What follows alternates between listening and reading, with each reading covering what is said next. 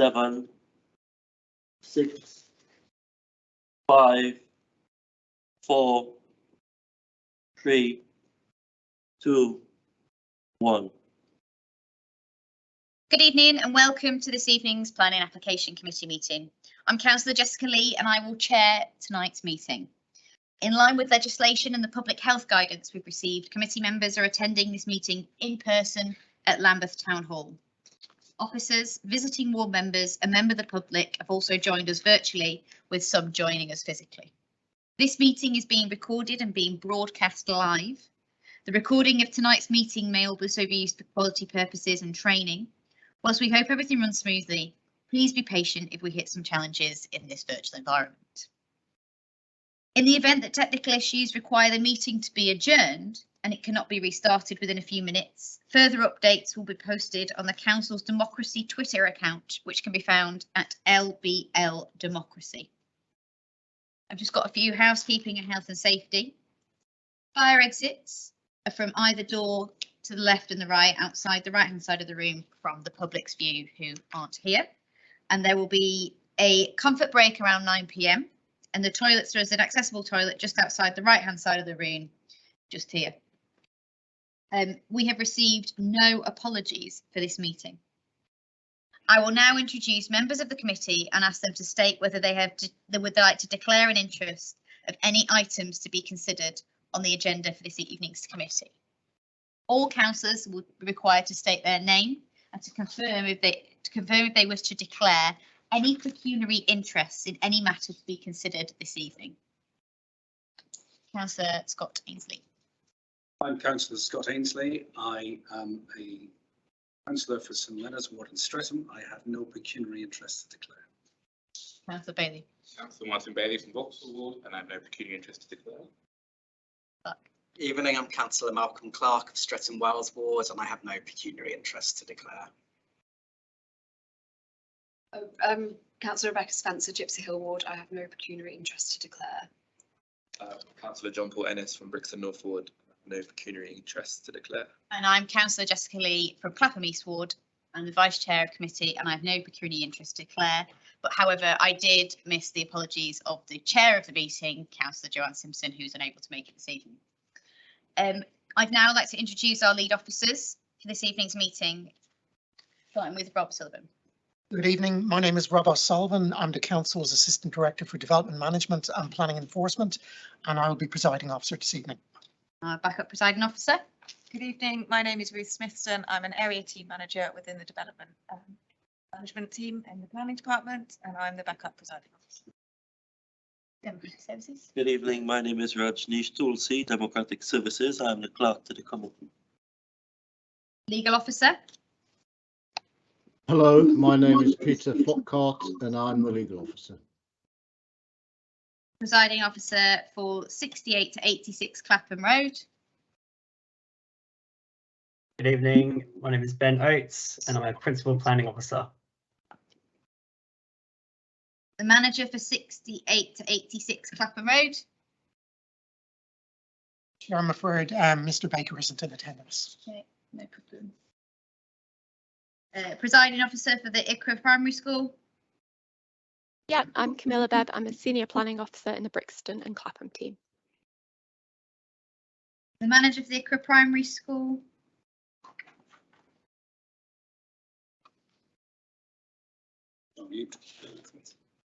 Oh, sorry, Claire, you're on mute. Sorry, I'm Claire Taylor, manager of Camilla and the ICRA Primary School.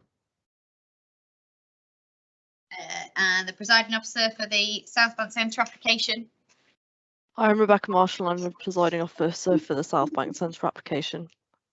And the manager for the South Bank Centre application. I'm Stephanie Malley, I'm the manager for the South Bank Centre. Wonderful, thank you very much everybody. And just to clarify, the officer and the manager were descriptions of our officers, planning officers here in Lambeth, not whether they manage primary school or not. I just realised I didn't clarify that. There are 4 items on the agenda, so we'll be going to consider them in order of their appearance on the agenda, and all the paperwork is available on the council's website. And the applications will be considered in the same way. Reports which are to be debated, presented by an officer who will highlight all the main issues as we have done previously. And there are 4 members of the public who've registered to speak for the items on today's agenda. Members of the committee may ask questions of the officers. We will then debate the application. Members will have read the officer's report and digested it, and may wish to amend recommendation conditions or place informatives on the decisions subject to an officer's advice. Each decision will be decided this evening, and a formal notification of the committee's decision will be sent to the applicant and any interested parties who made written representations. The minutes from tonight's meeting will be published after the meeting on the council website. The deadline for final written submissions was 12 June, 2 clear working days before the meeting. This was last Thursday. We're now going to move on to agenda item 2. Agenda item 2 is 68 to 86 Clapham Road. I believe the officer recommendations for this item have been updated, and could I ask the officer or the presiding officer to clarify the updated recommendations?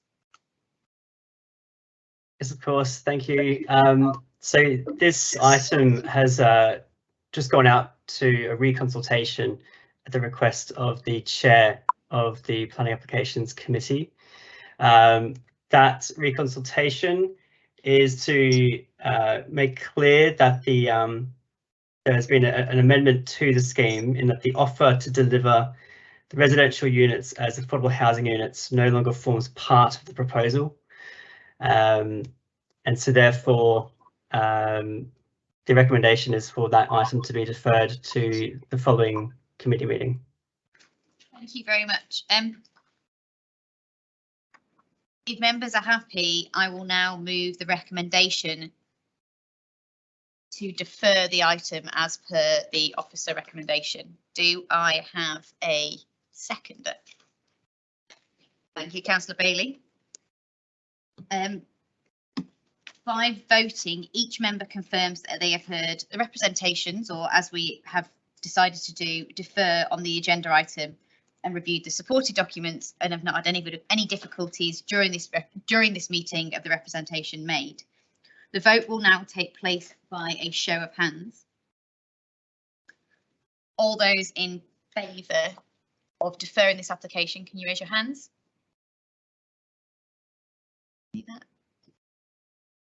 Nobody against. That's all members of this committee voted, and we now carry the officer recommendations to defer. We're now going to move on to item number 3, which is ICRA Voluntary Aided Primary School, Park Hill, Clapham Park. Can I invite the officers to now present the report? Yeah, I will just share my screen.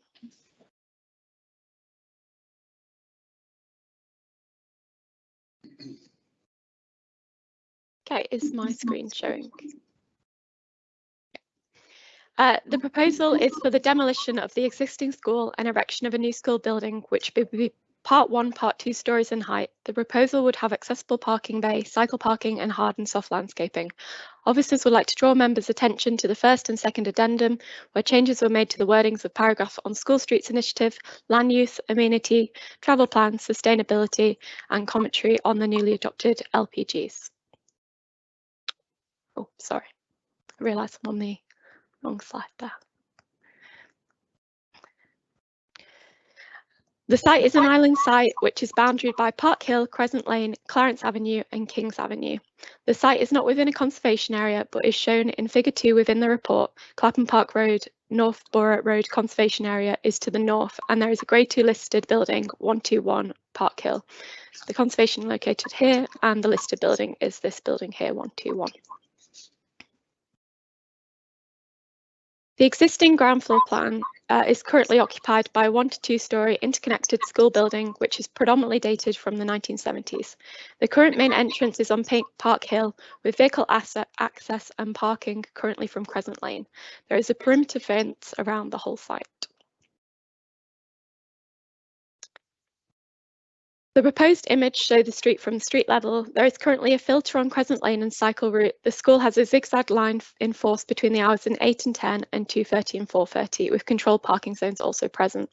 There is also a gate on Park Hill restricting access through to Clarence Avenue. In terms of the proposed development, the proposed height is for a 1 Part 2 storey building. The upper floor of the Assembly Hall would be clad in copper effect panels, and beige multi-brick will be used for the remainder of the elevations. At roof level, there is proposed solar panels, and at first floor level, green roofs. This is a proposed development from the view from Park Hill with the main access. And this is a view from the rear from Kings Avenue. At ground floor, the proposal would contain an assembly hall, school library and other multi-purpose rooms to serve daily school activities, as well as a series of classrooms, staff areas and offices, which are over 2 floors. The site would currently have a fully accessible toilet with wash facilities at ground floor located here. At first floor, you can see proposed sections of green roof located here and here, and at roof level, there is an array of solar panels located on the main roof and the roof of the assembly hall. These are the main planning considerations which we'll briefly discuss in the presentation. In terms of land use, the proposal is to provide a new building with a GIA of 1,595 square metres and would have associated play space and Munger. Due to the poor condition of the current building, the pupils vacated the site in June 2022 and moved to a nearby school. The school at the time of closure comprised of 236 pupils. The proposed number of pupils would remain the same as existing, and this is being conditioned. There is a report which stated that school numbers needed to be reduced in the borough. However, the Ikra VA Primary School is a Muslim faith school, and therefore, while admissions are mainly focused on local borough, it does reach a wider catchment area. Due to this, there is a high level of demand, and officers are satisfied that the pupil numbers are acceptable to remain as existing. The site would be accessible for the local community to use, and a management plan has been conditioned to ensure amenity impacts are controlled. The proposal is considered acceptable in terms of land use policy. The proposal has been reviewed by the Conservation and Design Officer, who has no objections to the demolition of the current building or proposed new building. The proposal is considered to be in keeping with the surrounding areas in terms of massing and materials. The proposal is not considered to harm the character and appearance of the adjacent conservation area or listed building. Overall, subject to conditions on detailing, the proposal is acceptable in terms of design.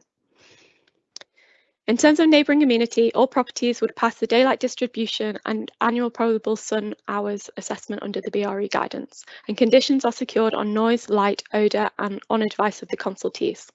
It is noted that only 2 habitable windows would have failings beyond the BRE guidelines in terms of assessment made for the vertical sky component. These occur at number 121A and 121B, which are these 2 properties locating here. The windows in question are these 2 ground floor windows highlighted in orange. These windows would have failings of 26.5 and 25.9, but this is respectively against the BRE recommendation, which is 27.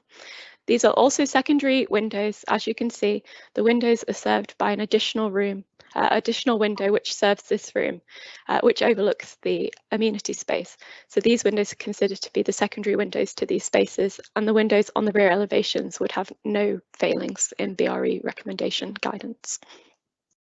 In terms of outlook and privacy and sense of enclosure, the proposal has been designed to prevent overlooking and amenity impacts. The proposal is also an acceptable distance from the neighbouring properties and will not result in a significant sense of enclosure. The site has a PTAL level of 3 and proposed cycle parking for both pupil and staff, which is in accordance with the London plan. In terms of active travel, the school reached a gold accreditation on the last review and are aiming to maintain this level of accreditation. From the last travel plan, 49% of pupils travel by sustainable modes. In terms of obligations, the proposal will secure permit-free agreements and £10,000 towards a school streets initiative. The proposal would involve the removal of 2 tree stumps, 1 category U tree and 3 category C trees. These are located on Park Hill near the entrance of the school and are required to be removed due to the need for hard standing and cycle parking. The category U tree on the eastern elevation is being removed due to poor health. The proposal includes 15 new trees scattered throughout the site and a habitable area within the southern corner located here. A number of conditions have secured to ensure these measures are implemented with soft and hard landscaping details, including green roof, tree protection and a quality enhancement of bird and bat boxes. In terms of urban greening, the proposal exceeds the London plan requirement of 0.3 and would result in net biodiversity gain. The proposal would meet the BREEAM Very Good as set out within 6.15 of the report, applicants provided justification as to why the proposal was unable to meet the requirement of BREEAM Excellent. This is due to being substantially progressed by the DFE's own consultant, and the DFE had not applied for a BREEAM assessor. The early stage credits were therefore lost and cannot be gained retrospectively. If the project team had been appointed at an earlier stage, then the site could have achieved a BREEAM Excellent.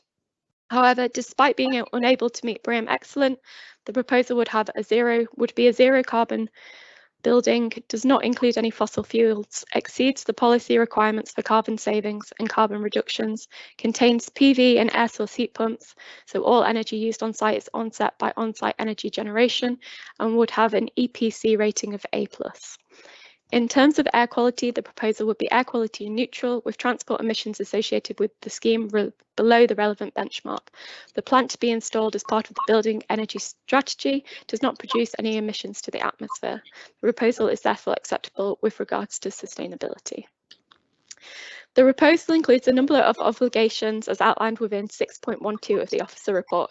Grampian conditions have been applied. Officers have outlined why they consider this type of condition acceptable, noting it is in order to ensure the building is ready for occupation at the start of the new school year in 2024 and enable the pupils to remain in their normal school site with limited disruption. Officer believes justification demonstrates exceptional circumstances in this case, and therefore Grampian conditions were secured. In conclusion, the proposal is considered acceptable in terms of policy requirements and would deliver a high-quality school. The proposal is also considered to meet the relevant policy requirements as set out within the London Plan and Local Plan. Due to this, officers have recommended to grant planning permission subject to conditions and a unilateral undertaking as set out within the officer report. Thank you very much indeed. We're now going to hear from one objector and two supporters. I'm going to quickly remind you that the 2 minutes will commence once you've introduced yourself and the item that you are representing. So our first objector is Krista Shimamura.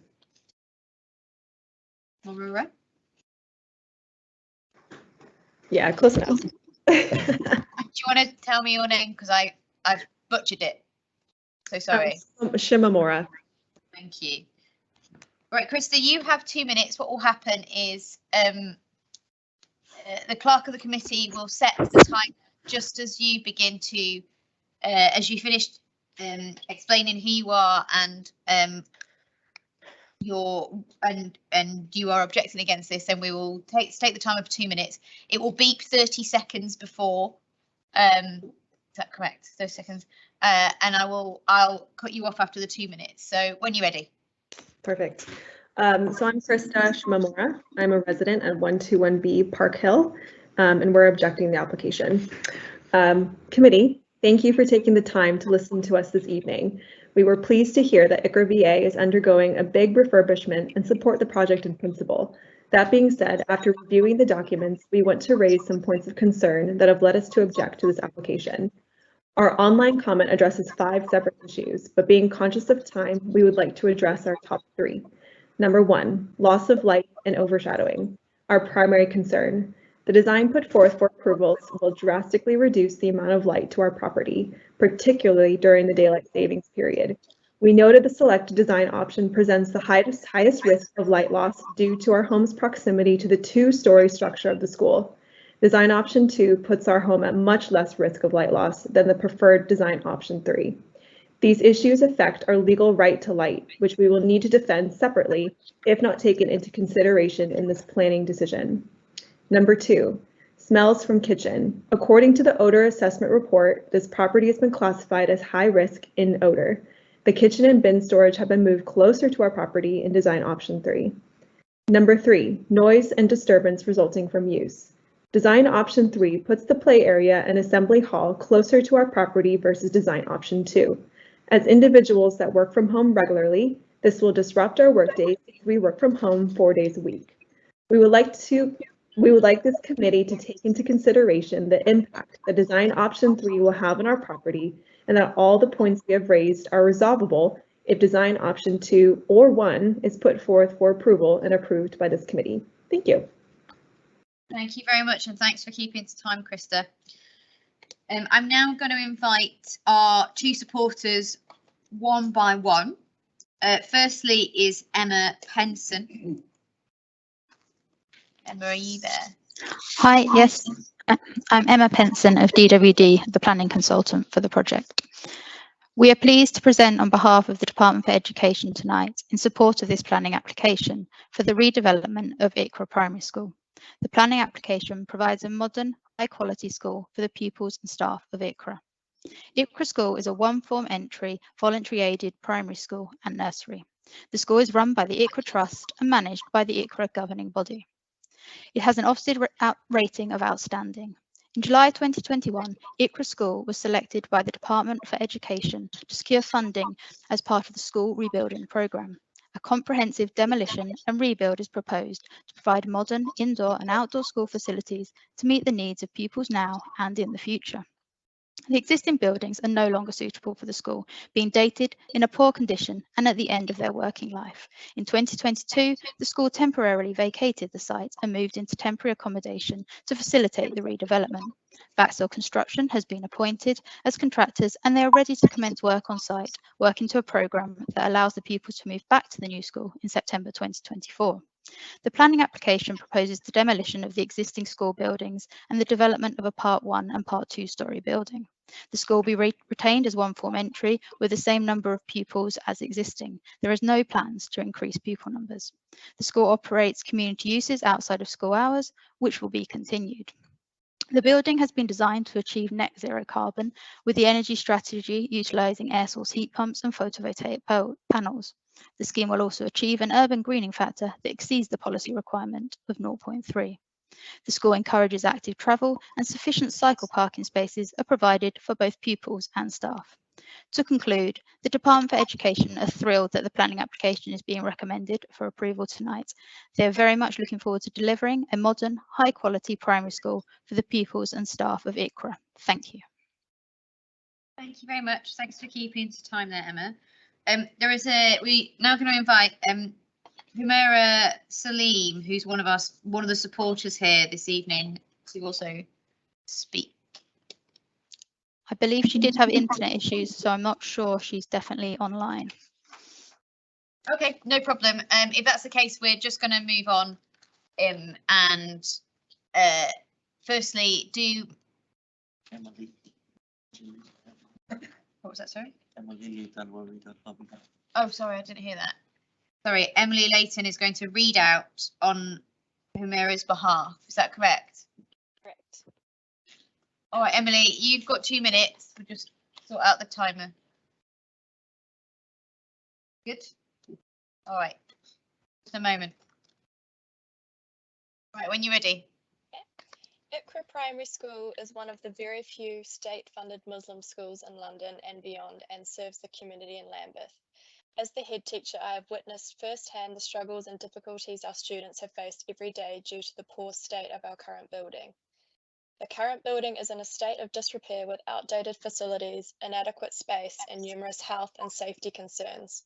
The Department for Education has identified ICRA as in the top 150 schools with buildings that are in poor condition across England and was one of the first to be selected by the DfE to secure funding as part of the school rebuilding programme in July 2021. Despite these obstacles, our school has provided excellent education to the children of Lambeth. It has been rated as outstanding by Ofsted and has continued to serve our community with distinction. However, we believe that it is now time for us to build on this success and ensure that our students can receive a high quality education in a modern, safe and stimulating learning environment. The purpose-built building will be distinctive and of modern design, but sit comfortably within the immediate urban setting and adjacent conservation area. The school will also be a net zero carbon public building in the borough, supporting the sustainability goals of the council. We have always been an active institution within our community and have strong links with a number of other schools in the area the local church, food banks, and community events. We are really excited about this new phase and know that it will bring a lot of benefit for our children, neighbours, and the local area. The rebuild of our primary school is an essential step in securing the future of our community. I urge you to support our application for planning permission, and I thank you for your consideration. Thank you, Emily. That's brilliant. Do members have any questions for officers? Councillor Ainslie, do you want to kick off? Sure. Open, sorry. There's been a lot of talk about the fact that the building is carbon neutral. Can officers talk us through what was done to ensure that the materials of the old school were recycled or recyclable or kept on site, or any part of the building left as it was, in order to reduce the carbon impact? Chair, could I just come in before you invite colleagues in? I think, Councillor Ainslie, what you might be referring to there is circular economy principles and reuse of building materials. I can advise that that is not a policy consideration for members to consider. So just to advise members of circular economy, that is defined as where materials are retained for their highest value for as long as possible, and then reused or recycled in any new development. So for buildings, starting position is if you can retain an existing building and reuse it, that'd be a starting principle. If it's going to be demolished, it is using those materials in the development of the new building. London Plan Policy SI7 is applicable, and that is a specific policy dealing with reducing waste and supporting the circular economy. That policy is only applicable for GLA referable schemes. So this particular application is not GLA referable, so it doesn't fall for this committee to consider whether we do not have a circular economy statement presented with the application because it's not needed. I think what we would encourage most definitely is with any scheme that comes forward, if the architect or the developer can use circular economy principles, but it's not a policy requirement for the developer to do so in this instance. I think what you can direct your question towards is net zero, which is a policy requirement under SI2 or EN4. So I think, Councillor, where you were asking about net zero, officers can come in and advise about the development and how it seeks to achieve net zero, how much of that is achieved on site, how much is achieved through a payment in lieu. And they're the kind of questions that are, that's what's detailed in the officer report, and we would be happy to provide a response on that, but we cannot be drawn into a narrative around circular economy principles because we do not have a circular economy statement. And London Plan Policy SI7 isn't applicable in this instance. It's not listed as one of the policies in Appendix C, which is detailed in the papers. Okay. With that in mind, have you got some net zero and sustainability questions that you'd like to direct to officers? Councillor Ainslie. Yeah, without repeating what's in the papers, it would be good to. Sorry, something is bothering me. Are you sure this isn't GLA compliant?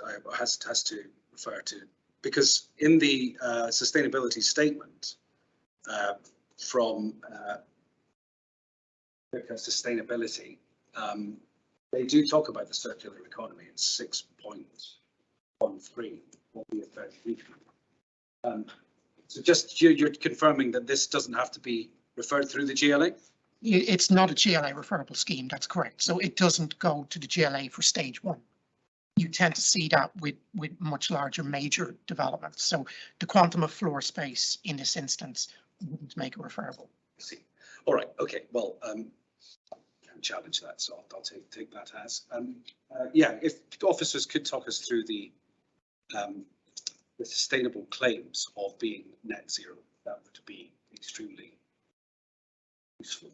Is there something specific that we could go to? Yeah, there is. I mean, a lot of this stuff that is talked about in the report about perhaps air source heat pumps, they're standard. So you know, putting them in is minimum requirements. What are we doing to ensure that we're going beyond minimum? How do we ensure that we are maximising the use of sustainable materials and energy reduction in order to save the school from spending money at these high expensive fuel times, if nothing else? Could we hear more about that zero carbon calculation? Does it, for example, include embodied carbon? I think, yeah, go ahead, actually, go ahead. No, that's okay. So in terms of the proposal, I'll start with the unregulated carbon. If you go to appendices 1, there was some further details provided on that, and the school provided some information on how they're using passive technologies and a fabric first approach to this. There's also details on the carbon, unregulated carbon side of things. Let me just get my notes on that as well. Sorry, members, just to confirm, that's the first addendum. First addendum, appendices. yes. Yeah, sorry, my apologies there. Yes, so in the apologies. Yeah, so in terms of the school, they're obviously providing the PV panels. They're way above over the requirement for the London plan in terms of meeting the sustainability measures beyond Part L of the Building Regulations 2021. The policy requirement is 35 and they are achieving 120, which is reaching those net carbon zeros. There's no payment in lieu as other schemes may have. They have managed to meet and exceed those requirements. There are air source heat pumps. These were considered the most appropriate measures for this site. Other sustainable measures were not considered acceptable given the location and the urban environment. The hot water will be provided to the kitchen by electric hot water cylinders, and these will be secured through the air source heat pumps. And I don't think there's much more to say in that they are achieving the London Plan regulations on performance for sustainability and energy measures.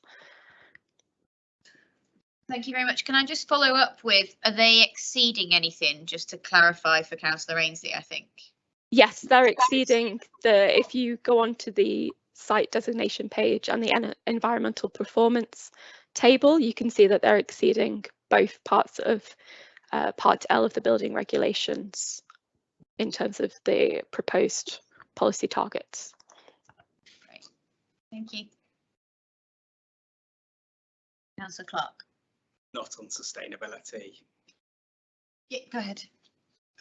So as picking up the objectors' comments around residential amenity to neighbours, and I was particularly interested in sort of noise and odour, and just while we're looking at the application in front of us rather than any other designs, and I completely understand that, I just wanted to have some clarification on whether the citing of the sources of those disturbances, so the play space and the kitchen, I think were identified primarily, have changed from where they were before, and if they have changed, that's that distance that they've kind of changed. Yeah. Can I just clarify with that, Councillor Clark here, that we can only discuss and look, as he quite rightly pointed out, the application that is in front of us. We, as a planning applications committee, we cannot look at design 1 and 2. That is not what we've been brought in front of us today, and I think the presiding officer would follow up with that as well. Yes, no, that's correct, Chair. You can only make a determination on the application before you, which I believe was option 3. I think discussed. I think options 1 and 2 have been provided as part of the application submission. There is a commentary given on why they were looked at and discounted. So I think it's perfectly reasonable to ask a question about other options, and if the separation distances are further away. I think that's a legitimate question for members to ask. And just to clarify, I'm particularly interested, not because of the other designs, but because whether the mitigation measures and the conditions I want to test out their sufficiency. So that's why I'm just interested in understanding the changes that have been are proposed. Are they different to the original footprint is my follow-up to that. Yeah, so I'll share my window with you. So in terms of the original school layout, so this is the original school layout. So you can see from there that yes, the main hall is here. The play space is remaining in a similar position, and in terms of the associated kitchen facilities, that's located here.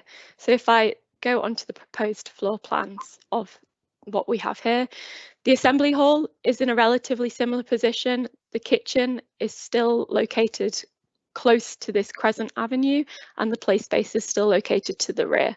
So in terms of where the noise impact that the objector raised, they are not exactly the same in terms of like for like where the footprint is proposed, but they're not dissimilar in terms of they're not changing from the southern boundary to the northern boundary. They're still located closer to Crescent Avenue. In terms of what we've got proposed, there is a number of conditions that have been secured. So in terms of the noise equipment, the consultee has advised that this will be required to be no more than 5 decibels below the background noise level in accordance with the relevant standards, and this is secured through condition number 10. And in terms of the multifunctional games area, this has also been conditioned under condition 32 and 31. This will control the use of the times that that area can be used, along with a customer management plan, which is for both the school and will be both for the community users, and that will secure further details on the use and methods of controlling these external spaces in order to prevent impact on amenity. In terms of the odour and noise, which I'm not sure if was raised, but was raised by the objector as well, there are mitigation measures which are proposed in order to prevent high levels of odour emissions reaching those properties closest to the development. This is through filtration systems and carbon filters, along with the position of the flue being at roof level away from those neighbouring properties. And these are also secured under condition 10 on recommendations from our environmental regulatory support officer. So these will be secured and ensured that they are in accordance with the initial odour and noise assessments that were provided to us by the applicant. Thank you very much. Councillor Clark, you have me. Thank you. Any other questions from council colleagues? Excellent. Are there any members who'd like to outline their view on this application to open up? Sure. No. Yes. Yeah. Go ahead, Councillor Ainslie. It'll come as no surprise. I say this at virtually every meeting, that you know, we've declared a climate emergency, and it would be good to see us applying passive house standards on all of our developments. I don't have any assurance. I don't know if the developers actually, their environmental consultant are on this call, that maybe could shed more light on what effort has been done to make this completely passive accreditation. We hear that it's kind of done the minimum, it's passed, it's got over the line in terms of regulation, and it would be good for us to look beyond that. I hear what you're saying about it not being a scheme that is referable under the GLA with regards with circular economy assessment. However, we must be applying our own standards on, because for me, I see this building as a lost opportunity to design with for cross laminated timber, for example, which would have been not only have it would absorb carbon rather than emit it. We have again a design that has demolished the old, rebuilding with new concrete and glass, and it would just be good to have seen what other considerations have been given in terms of what materials can be used to ensure that we are delivering on our climate emergency target by 2030. I think I'll leave it at that that point. Yeah.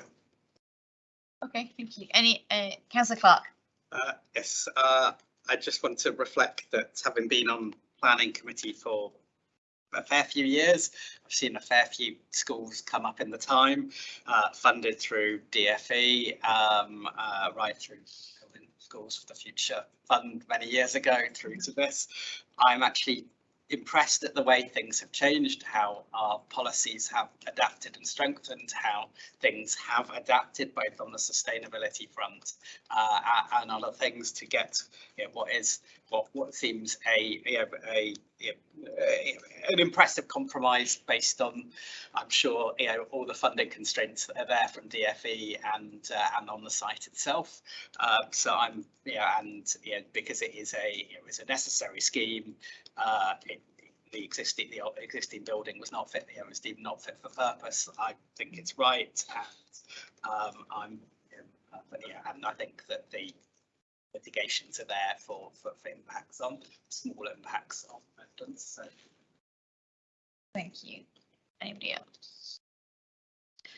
Well, I'd like to echo Councillor Clark's comments, especially. I've also seen a number of schools over the years, and architecturally they have not been as interesting as this one, and the speed in which this school could potentially be turned around for the young people and pupils of the school to return to is incredibly welcome. I also wanted to thank the officer for explaining the reasons for the Grampian condition at the start of the application. That was very welcome and helped. Just to be clear, I think the condition 10 is good quality in order to make sure that the filtration systems and the flue are in the right place for the to mitigate the concerns of the objector. And with that in mind, I will now move the recommendation of the officer to grant permission. Could I have a seconder, please? Councillor Clark. Before you do that, Chair. Yes. Can I propose a motion? Potentially not a motion, maybe a. Yes, go ahead. So, go ahead. So that motion would be: this committee supports the council's declared climate emergency and taking radical steps to reduce Lambeth's carbon factory by requiring that all major applications address circular economy planning policy, specifically the hierarchy of building approaches which maximises use of existing materials as per the London Plan 3.3.12 and figure policy SI7, by providing a redevelopment audit as required by the London Plan Guidance Circular Economy LPG. Chair, sorry, can I interrupt? Sorry, can I just finish? I noticed that in the statement, the long sustainability statement, there is one paragraph dedicated to the circular economy. It doesn't mention that point about the audit, the redevelopment audit from the beginning.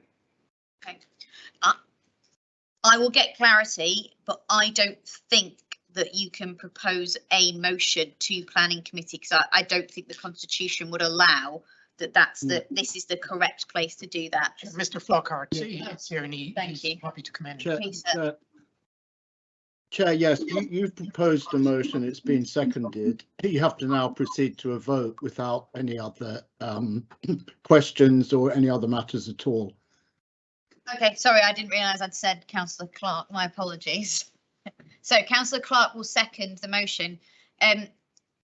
We can come back to your we can come back to the discussion after.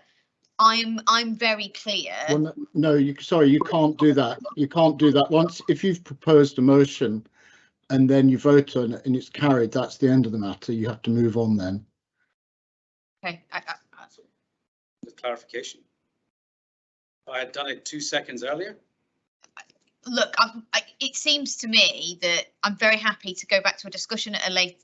We can't do what you're asking right now, because I just before we sorry, Peter, I'm not actually sure I said Councillor Clark seconded, but Sure, I can come in. No, you did. You had said Councillor Clark. So yeah, based on the legal advice, my advice would be you need to proceed and put it to the vote. with that in mind, we're now going to take a vote by a show of hands. Would all those in favour of the motion to grant permission, please raise your hands. Can I get clarification that the hand raising is okay and we don't need to go round name by name? That is the approach we've taken with these hybrid meetings to date. So yes, I don't think I've not had that. I had an unpleasant experience once.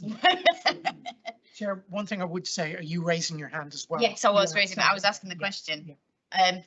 Okay, with that in mind, there are sorry, can I just say any votes against the motion? The recommendation, my apologies. And abstention from the recommendation. Okay, we have one abstention for the recommendation. This vote was carried and the officer recommendation for the report is therefore carried. We're now going to move on to agenda item number 4. Item number 4 is the South Bank Centre, Belvedere Road. Can I invite the officers, Rebecca Marshall and Astrid Spiro, to present the report? Okay, thanks both of you. As many of you know, we regularly get a South Bank Centre application come forward to this planning application committee, and with that request, we're going to take the application is going to be taken as the report as read, but there were amendments made to the 2021 local plan. It takes into consideration the Westminster World Heritage Site approach, and I was just wondering if Rebecca, whether you're able to just walk us through that little bit so we can just get some more clarity before we go to the next stage. Yeah, that's fine. And just to mention that the principal officer on this is Stephanie Malik. Thank you. Okay, so yeah, this is agenda item number 4. Just to highlight that, yeah, that as with previous applications, there's three applications being considered in tandem: one for full planning permission, one for listed building consent, and one for advertisement consent to be granted on a temporary basis. So the slide shows the site location plan. The proposed plans for this year are very similar to those in previous years, and the slide on the screen shows the proposed ground floor plan. In terms of the Westminster World Heritage Site, the parts of the application that we're looking at in particular are on the left of the screen, the other side of the bridge, and this is the proposed first floor plan. So in terms of views of the Westminster World Heritage Site, you can see the view from under the bridge, and in this photo, and then in this diagram we can also see here more clearly. So yeah, officers have highlighted, as with previous years, that there's a low degree of less than substantial harm to the Westminster World Heritage Site. Policy Q19, I don't believe has been updated again since you last saw this. I think there was just some minor updates to the text.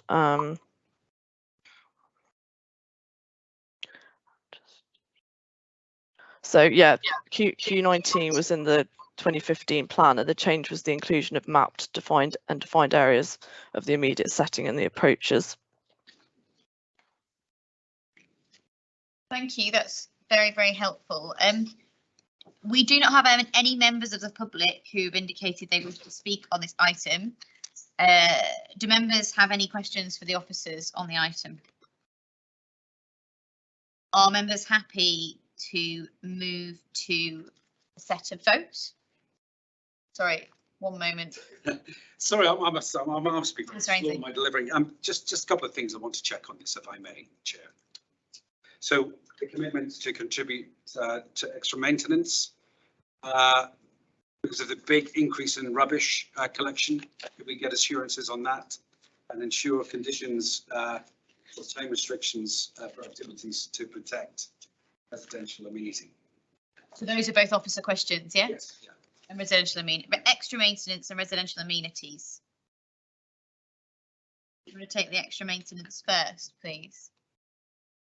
Yeah, so we are adding a transport monitoring condition, which is basically requests various data on service and delivery vehicle movements, and yeah, there are conditions in terms of the management of waste, which have been applied previously. Go on, Councillor. Want to go back? Yeah, no, it's fine. I just done. And then residential amenities as well.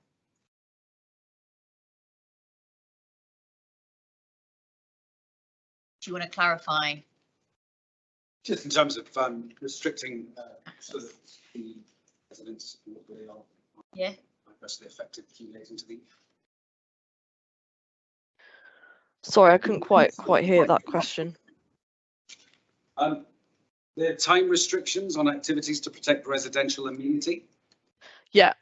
Are there any changes to the time restrictions previously? Yes. So there are changes to time restrictions. So the level 2 terrace, which has the stage on it, will now open until 1 AM.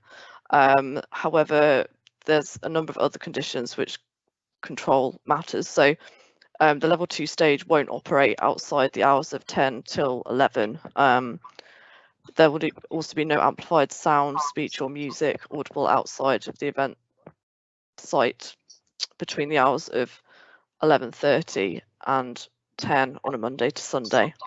And then temporary structures were only approved 10 till 11:30. So we are slightly extending the hours on previous years.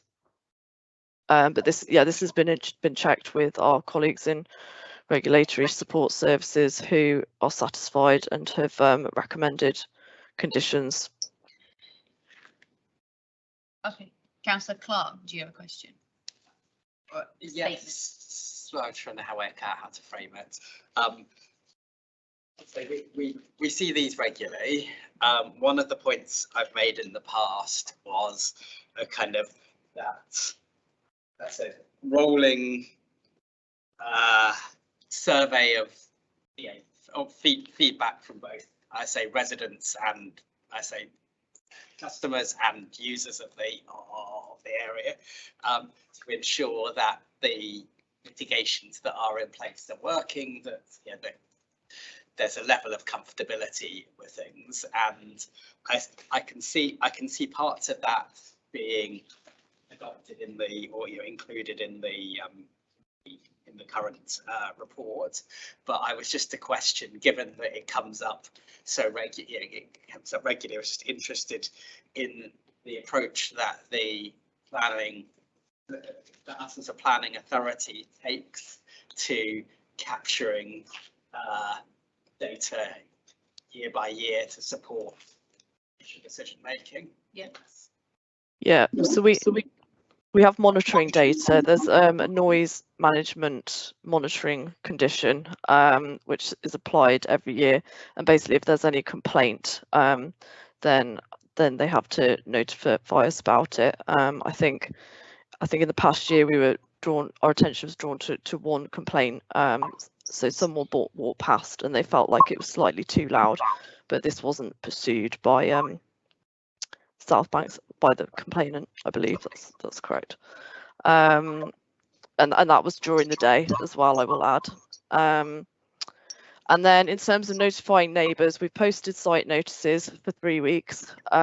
We have sent letters to all nearby residential properties, which actually went past the notification requirements on previous applications. And so in the addendum of the report, there's a list of all properties that have been consulted. So, and yeah, I don't believe we've had any comments on this. So as far as I'm aware, that there's no issues with regards to neighbouring amenity. Sure. Could I just add to Councillor Clark's comment, which is, yeah, this is a long-running application submission. As the committee will know, the South Bank Centre runs both a summer and a winter festival, and the 3 different consents are required 6 monthly. So full planning permission, advert consent, and listed building consent, because of a number of heritage assets in the vicinity. This has been refined over quite a number of years. So I do remember many years ago when this first started coming before committee, there were a lot of questions. There was a lot of questions then when it came back to next year, and questions around monitoring, noise impacts, transport impacts. And I think that has been finessed and fine-tuned down through the years, where I think we're in a position now, both as a local planning authority and then South Bank Centre as an applicant, there's an expectation of what they need to submit as a package of information when the application comes in. I think the engagement that we're expecting before the applications are submitted and engagement with the local community, I think that has definitely developed in recent years as well. So we're fairly comfortable with the scheme we're presenting to you, and the package of the number of conditions that Becky has referenced around noise and transport monitoring, that, you know, they are quite robust, and you know, we will have that information, or we have the ability, if we do receive complaints, to request the information from the South Bank Centre, who are, you know, quite an important stakeholder in the borough, and you know, have been delivering, as I said, these events for a number of years now. Yeah, that's fine. It was just to keep for the record. Yeah, that's fine. Sorry. Councillor Bailey. It's not a question, just to make a point that South Bank Centre is one of Lambeth's major contributors to the economic and cultural recovery of central London, and I would be supportive of future ones in terms of betting that timing further, in terms of actually, I understand various noise impacts on residents, but the transport, looking not just at one approach for the 7 days that we actually had, because how South Bank Centre could add more on weekend nights, for example, when things like the night tube were running, and would be supportive of actually delivering on the 21st city that London promises to be. Okay, thank you, Councillor Bailey, and I'd like to make sure that that's noted in the minutes, and for officers, subject to what the South Bank Centre could potentially, what the South Bank Centre would look to in the future. With that in mind, I will now move to the recommendations for the application in full, which is the initial application. Have I got a seconder, please? Thank you, Councillor Bailey. Sorry, Chair, just to confirm, that is resolution 1, which is the application to grant full planning permission. The application, yeah, sorry, the application in full, which is 22045583. Oh. And Councillor Bailey will second that. Can all those in favour please raise their hands? That's a unanimous vote there. Thank you very much. I'm now going to move the recommendation for the advertisement consent. I won't read out the application number, but can I have a seconder, please? Councillor Spencer, thank you very much. All those in favour, can you please raise your hands? Unanimous as well. Thank you. And I'm now going to move the recommendation for listed building consent. Can I have a seconder, please? Councillor Ennis, thank you very much. All those in favour of the listed building consent? Thank you. That was a unanimous vote in favour as well. I'd like to confirm that all of these have now been carried, and I think that would therefore conclude Planning Application Committee meeting for today.